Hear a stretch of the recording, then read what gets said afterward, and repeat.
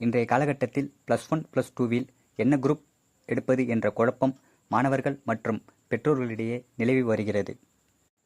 பலருக்கு மருத்துவர் ஆக வேண்டும் என்ற ஆசை உள்ளது. ஆனால் ஆசைப்பட்ட அனைவராலும் மருத்துவர் ஆக முடியவில்லை.